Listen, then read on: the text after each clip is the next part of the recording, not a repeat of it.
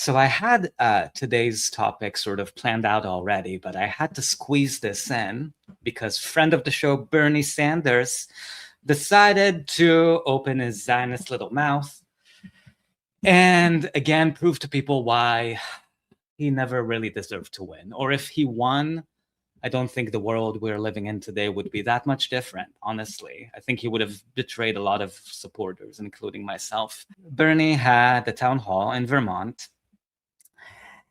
And here's what Medea said. Medea Benjamin, the head of Code Pink, also an activist. And she said, really, Bernie, two people just spoke out about U.S. support for Israel during Senator Sanders' talk at the Washington Press Club. Instead of saying, I understand your passion and we will get to that issue soon, Bernie said, get her out of here. And props to the organizers and the people who interrupted him. I think he should not, I genuinely think he shouldn't have as long as he remains a Zionist, I don't think he should forget about his role in contributing to the genocide. Why don't you just stop the defensive aim? Israel doesn't need defensive systems. They're a genocidal apartheid state. And let me remind you that 59 years ago, Israel attacked the USS Liberty and killed 34 Americans. Senator, Stop we're all going to get to this question after we discuss. Yes, let's all stay cool. Senator Sanders, you were. Just wait a moment. Sorry about this disruption. Government, it's not the Netanyahu government, it's the Israeli government that continues to commit genocide and apartheid. You need to quit pretending like it's only a Netanyahu issue. I know, but we're going to get to these Israeli issues. issue. Israel needs to be But stopped. this is not the way to do How it. dare you continue to support Israel when they keep killing Palestinians? Go to There's a Trump with genocide. Shame on you, Bernie, for not speaking up for the Palestinian people. Oh, thank you everyone for your, we're going to continue. So the issue is what becomes. We know what the issue is, Bernie Sanders. The issue is Zionism, a movement of which you are still, to this day, a fucking part. Fuck you. Fuck you. Oh my God. I'm so grateful to the activists who challenged him, especially when we don't have independent media that has the fucking balls to criticize him at all. I think it's so pathetic how, when that video of Bernie went viral from 2017, I actually played it a few weeks ago before it went viral, this video. Actually, let's rewatch it. It's short. Why not? And it reminds us of who Bernie is and who he'll be remembered as, a racist.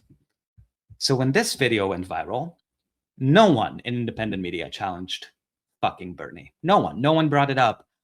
But we know it went viral. And we'll remember. Among Palestinians in the occupied West Bank and Gaza are showing that they're increasingly in favor of a one-state solution with equal rights for Israelis and Palestinians alike and equal citizenship. Is that something you believe could happen, or is that something you support? No, I don't. I mean, I think if that happens, then that would be the end of the state of Israel. And I support Israel's right to exist. You need to leave. It's disgusting.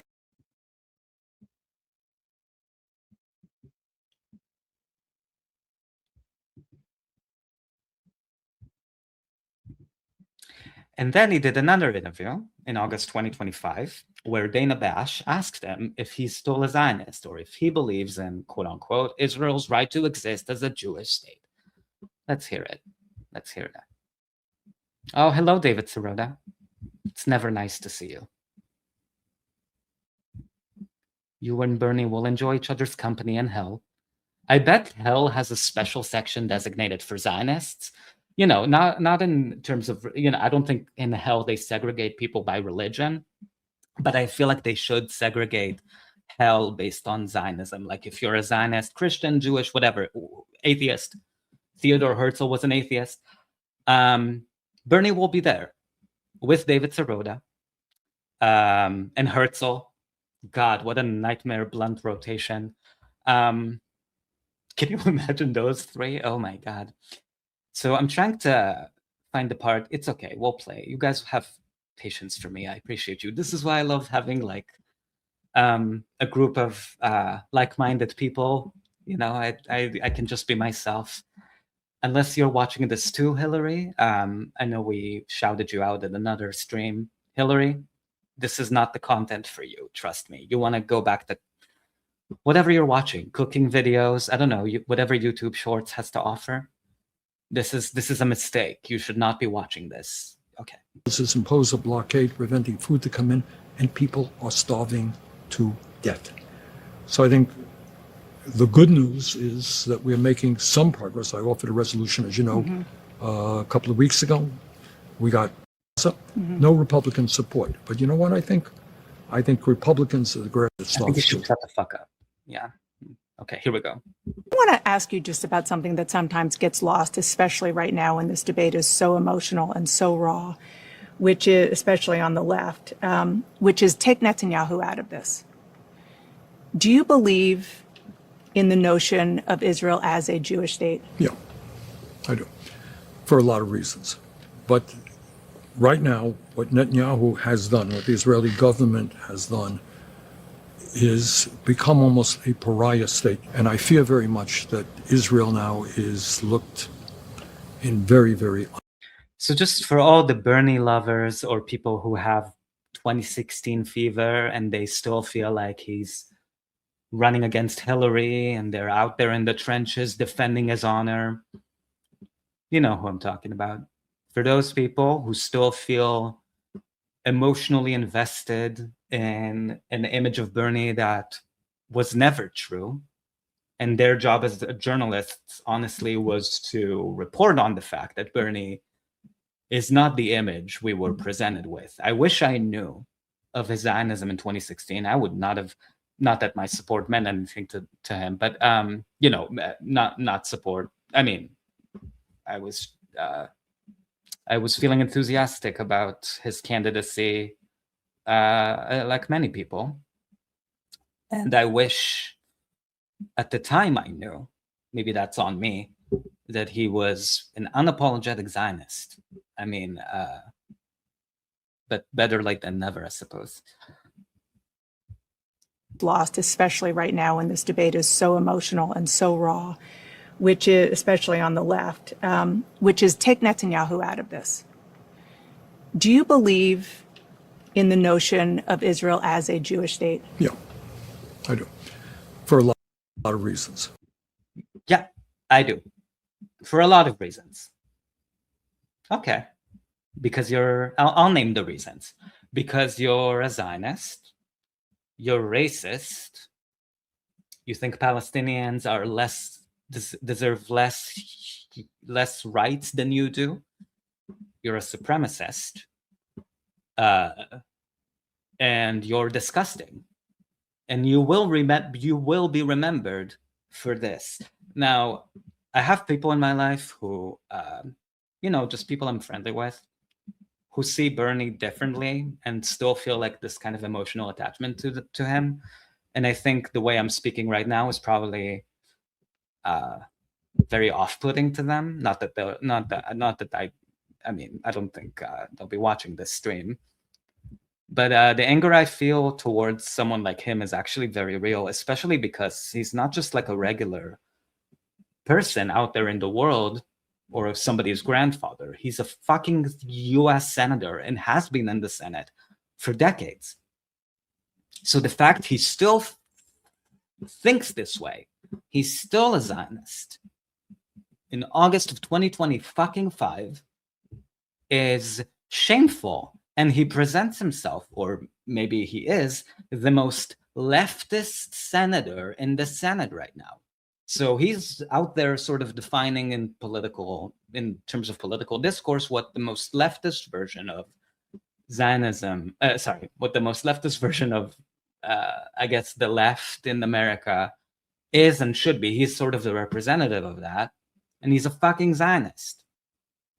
It's shameful. It's shameful. And to the extent that that he'll have a legacy to be remembered as, this is going to be it. And I know Bernie lovers, you had your chance to sort of talk to him behind the scenes and influence him to be anti-Zionist, connect him with, I don't know, Ilan Pappé, Avi Schleim, other Jewish people who renounced Zionism. Maybe he would have, he should have, to be clear, Bernie should have listened to Dr. Edward Said and Ali Abu Nima and Gada Karmi, like Palestinians, right? He should have listened to them first. But in case he needs identity politics to move in that direction, you could have changed his mind. And the fact that you didn't, because you wanted to protect your access, like Majority Report, why did they not talk about the video that went viral of Bernie denying Palestinians equal rights? Why? Could they not find the time? They cover every time Trump farts, but they couldn't find the time to criticize Bernie Sanders? Of course they could. They just don't want to. Because then he won't give them private meetings, private Zoom meetings behind the scenes where he gets to like tell them, okay, here's the agenda for what we're going to talk about. Here's what, thank you so much for everything you're doing out there in the media. Because this is something politicians do, I think. Most of us know, but people often don't report on, which is that politicians reach out to, if you're in the media in any capacity, and you have more than, let's say, 1,000 subscribers, politicians, elected politicians, will reach out to you just to have conversations, right? Just to talk. Because they think if they at least develop or nurture a relationship with you, you'd be less likely to criticize them in your streams.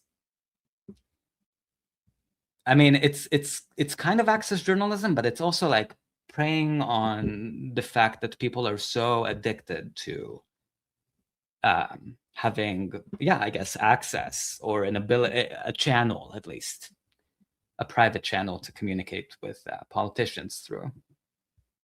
And I think that's disgusting.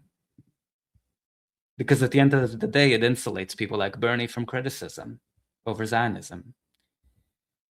And I really don't think these Bernie bros, sorry, I'm talking about Bernie so much. I mean, I'm just, I really feel this. I don't think they realize the extent to how much the American left, the US left, or the global left is done with Bernie. Like, I think they're very much in denial about that. They still think he'll be remembered for Medicare for All and all of these things. Just to play you another angle of the interruption to Bernie's town hall. Thank you for waiting. Let's see. Okay. Do you stand with Graham Plattner, and how do you view this, especially those who might have questions in Maine of good faith, people who read things online, read things in the newspaper, and wonder where a major supporter of his lands on this issue and all of this controversy? I'm going to do everything I can to make sure that Graham Plattner is the next senator from the state of Maine.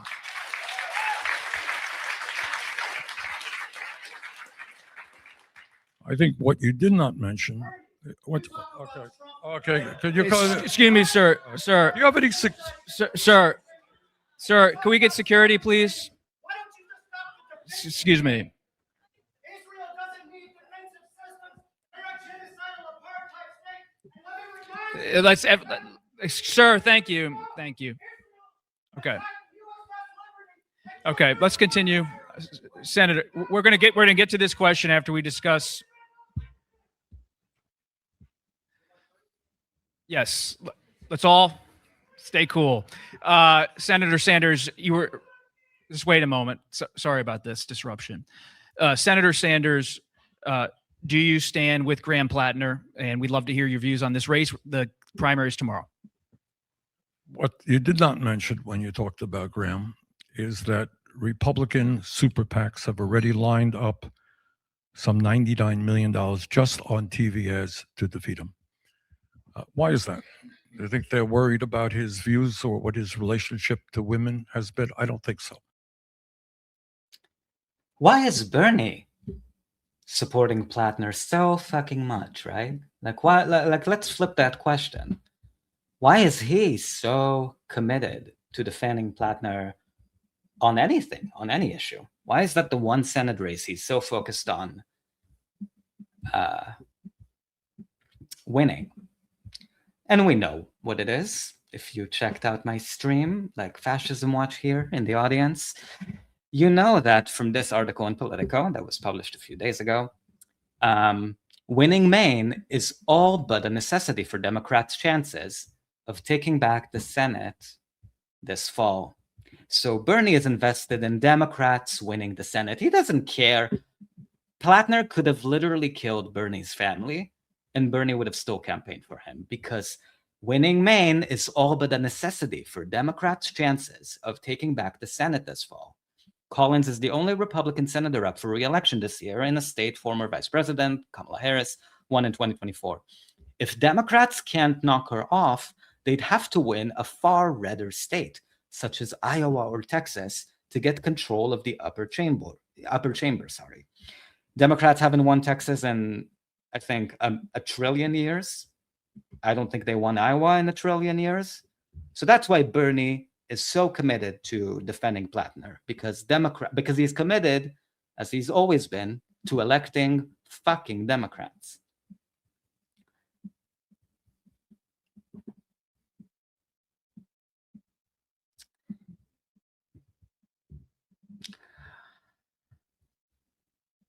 Everyone realizes that without Maine, the path to taking back the Senate is impossible.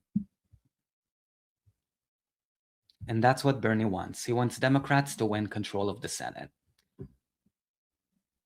Graham Plattner could literally be a serial killer, and Bernie would still campaign for him, because he wants Democrats to win. That's also, I wanted to remind people of how Bernie acts when Democrats are in the majority, because he's so enthused by helping Democrats win a majority. I just wanted to remind people that the last time Democrats had a Senate majority was not that many moons ago. And this is an interview he gave at the time to KFF Health News, which I believe is Kaiser Health News, I think. And he talked about Medicare for all. Biden was still president at the time. And Bernie, the Medicare for all champion, said, "We ain't gonna get it." Why Bernie Sanders says his Medicare for all dream must wait. So this is how he uses the majority when Democrats do win. You know, it's saying, "Oh, sorry, we're not gonna get it. We're not gonna get anything."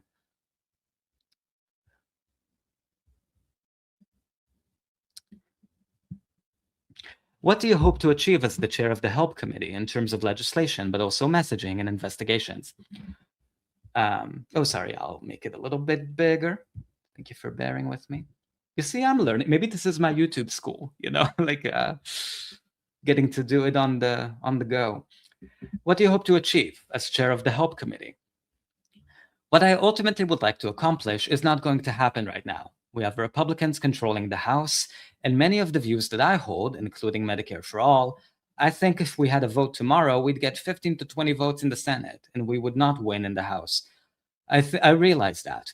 But I happen to believe our current healthcare system is dysfunctional. We spend as much time per capita as on healthcare as other countries, and 85 million people have no insurance or are underinsured. It's a dysfunctional system that, to my mind, needs to be fundamentally changed to a Medicare for all system. But we ain't gonna get it.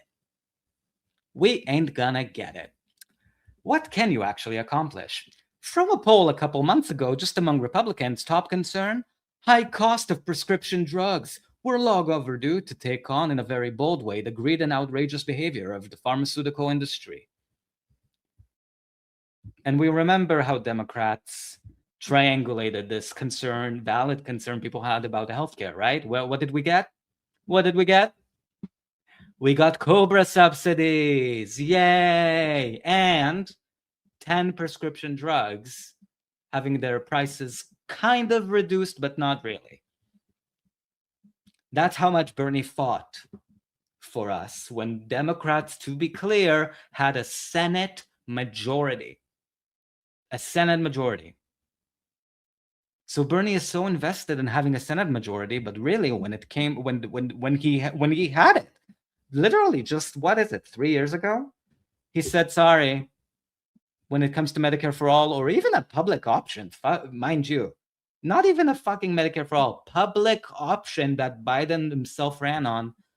Bernie says, "We ain't gonna get it." And let me reassure you that if Plattner wins the Senate seat, Democrats retake the Senate, as Bernie is on his knees praying for, you know what you're gonna get? Cobra subsidies.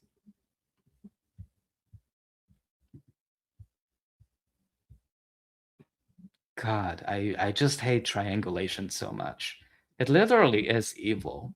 It's like, because Bernie was listing there the right analysis of like, so many people are underinsured. It's a dysfunctional system. We should have Medicare for all, but I'm not gonna fight for it. I won't even pretend to. We ain't gonna get it. You know what you ain't gonna get, Bernie? My respect. Ever. Capiche? Capiche? Is that the word I wanted to use? Is capiche German? What language is capiche? Fascism Watch, can you help me out?